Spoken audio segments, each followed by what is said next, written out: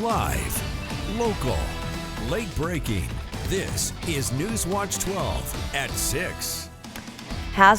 Hazardous weather conditions today causing school closures into tomorrow, with downed trees and power lines causing driving conditions to deteriorate. We are continuing to track the impacts of the snow blanketing southern Oregon and northern California. Snow is still coming down right now. We're taking a live look from Grants Pass and the Tap Rock Northwest Grill, where residents are advised to stay home as much as possible and remain cautious if you do have to be on the roads tonight. We want to thank you for joining us for NewsWatch 12 at 6. I'm Haley Gravett. Several schools already announcing closures for tomorrow. Schools that have announced those closures include Medford, Ashland, Central Point, Phoenix, Talent, Grants Pass, and Rogue River. Klamath Falls City Schools also announcing. Klamath County Schools, Eagle Point, and Medford Montessori also announcing closures.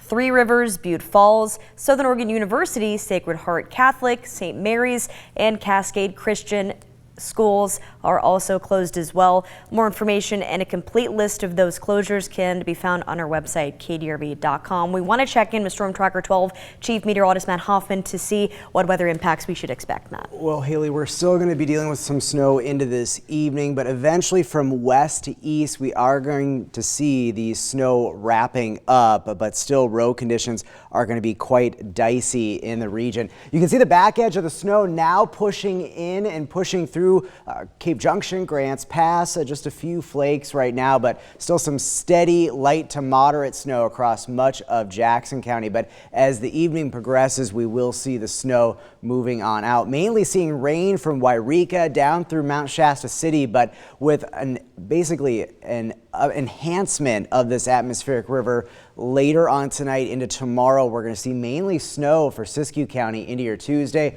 also impacting areas along and east of the Cascades. Snow will become widespread once again for the east side as we head into tomorrow. Jackson, Josephine, eastern Curry County under a winter storm warning until 10 o'clock tonight. These winter storm warnings and winter weather advisories extend into Tuesday, though, east of the Cascades and down in northern California. Some of the additional snow up to a couple more inches generally in the Medford area. Some higher totals up into the Cascades and Siskiyous. Temperatures near freezing, and with temperatures expected to drop a little bit below freezing in Medford and Grants Pass, road conditions will remain dicey and slippery. It's still not going to be great travel into tomorrow morning, even with the snow wrapping up overnight. We're tracking more winter weather, though, for tomorrow. The latest on this next round of snow coming up. Matt, thank you. And of course, you can always stay informed on the latest road conditions and school closures right here on NewsWatch 12. Download our app from the Apple Store or Google Play to get that information. We want to move to some team coverage tonight with the snowstorm. Hazardous road conditions are closing down much of the Rogue Valley. NewsWatch 12's Rocky Walker will have more on the roads in just a few minutes, but let's check in with NewsWatch 12's Tim Quintadamo joining us from Ashland, where classes are canceled for tomorrow and students have been enjoying a snow day today. Tim, how's it looking out there for us? Haley, it is looking a lot like it did this morning, but just darker. You see a couple semis you can maybe hear. They have their chains on. I'm at the corner of North Main Street and South Laurel. And something I want to show you really quick that the city of Ashland is also dealing with. This section of South Laurel is closed right now. As you can see, serious damage with a downed tree branch, a few of them. This is wet, heavy snow getting stuck on these trees and snapping some branches off. Luckily here, it didn't take any power lines down. There's still power in this area, but that's not the case for some other areas in Ashland. I'm right outside of Briscoe Elementary School, where I was earlier today, like you said, talking to some Ashland school students that were pretty pumped that they got the day off.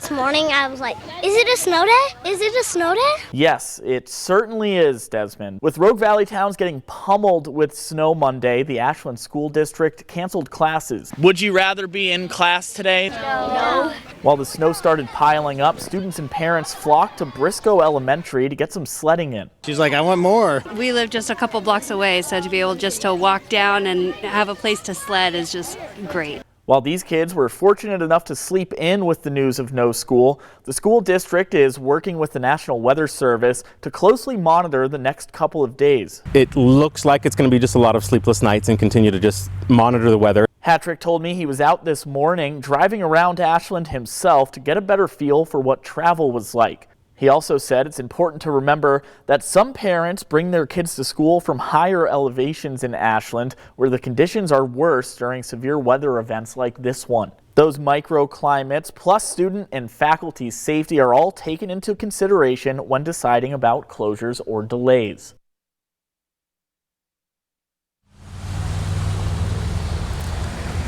Superintendent Hattrick told me earlier today that school was canceled about just before 5 o'clock today. Told me school was canceled for tomorrow as well. Still looking at road conditions are pretty bad out here right now. And one thing I want to show you while we have a tree branch right here, just how heavy this snow is. This is obviously a much smaller scale than what we saw before. But if you just shake some of the snow off, you can see that the branch jumping right back up. Obviously, Ashland has its own electric company, so the city of Ashland working to get residents power in some neighborhoods where a branch has snapped off and taken down a power lines.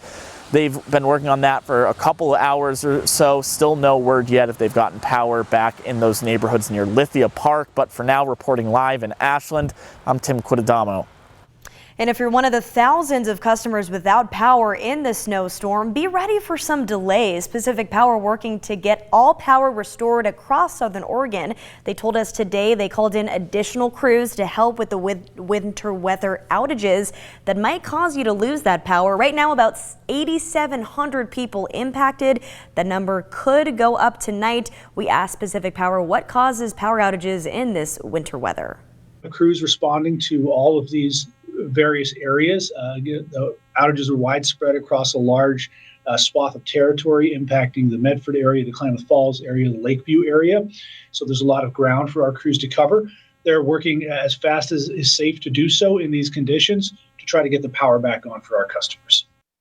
And the best way to stay informed on the outages is to look at their website. The outage map is updated as soon as crews can notify it. We're taking a live look out at this map right now just to see the widespread outages that are impacting the area. Pacific Power saying tonight that due to the severity of the storm, anticipate extended outages in some areas. Crews again on the ground assessing the damage and working diligently to restore power as quickly and as safely as possible. The estimated time of restoration is being continuously updated on that outage map for you. And that snow is putting a hold on most activities across southern Oregon. Both roads and the airport have been impacted today. NewsWatch 12's Rocky Walker is joining us. You were able to do a ride-along with the Oregon Department of Transportation today. What can you tell us about how they're dealing with these road conditions, Rocky? Well, Haley, currently ODOT is going up and down all of our local freeways here in our region to get the snow and ice off of the roadways, making sure that you at home are safe traveling from location A to location B. They tell me their biggest concern is that the low temperatures tonight will cause the snow to turn to ice, which will really make it a lot more dangerous in the morning for travel. Thankfully, a lot of schools, as you heard, as well as some businesses, have heeded that advice not to open up and travel in the morning. But here, take a look. This is what ODOT's job looked like today.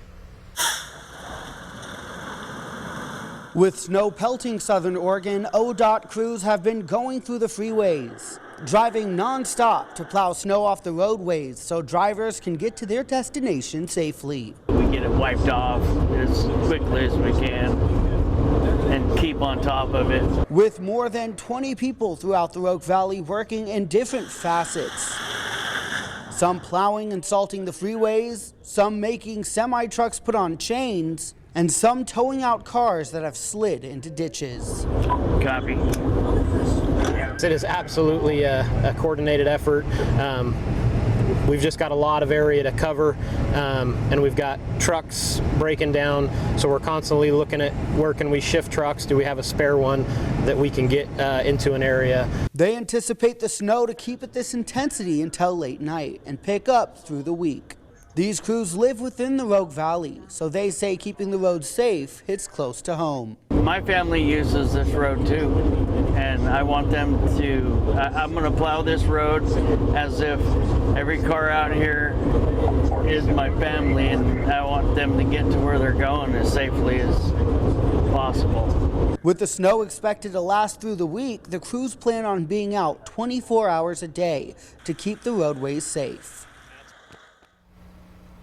And before I go, I just want to emphasize that warning from ODOT not to travel in the morning, that the snow could turn to ice, could be real slick, real slippery, really fast, and they're really advising you not to go out in the morning. Reporting live in Jackson County, I'm Rocky Walker. Let's take a look at road conditions across the region. Look at the backups that we're seeing on I-5 trying to get over Siskiyou Summit. Chains are required, and you can see that backup that we're seeing in the Hilt area, and it looks like we probably do have maybe some frozen video there. There's still likely a backup at I-5 in Ashland. There have been those power outages, and that's impacting some of our traffic cameras, but very snowy roads throughout the Rogue Valley, from Medford to Grants Pass as well. It does look like we're getting on the back edge of the snow, though, finally in Grants Pass. Lower west side passes seeing some improvements now at Hayes Hill and Sexton Summit, but watch out, roads will still be slippery and snowy overnight tonight, even though the snow is going to be ending. But the Cascades, heavy snowfall, chain requirements in place towards the Diamond Lake area, Willamette Pass, and very snowy along 97 through Klamath County. We'll see snow picking up across the east side as we head through the overnight. We'll take a look at additional snowfall for tomorrow coming up in just a bit. On to an update tonight. The lawsuit brought against Grants Pass by Disability Rights Oregon and Oregon Law Center. A city judge has granted an emergency restraining order on the punishment of homeless people for the next 14 days. This means the city cannot remove tents or campsites from city parks. During this restraining order, the city cannot ticket, issue citations, or arrest people for camping on city property. We reached out to the city of Grants Pass for this statement. It says this is an important issue and we are actively reviewing all aspects to ensure that we make the best decision for our community. At this time, we don't have a final answer, but we will share updates as soon as we can. More details on the story can be found on KDRB.com.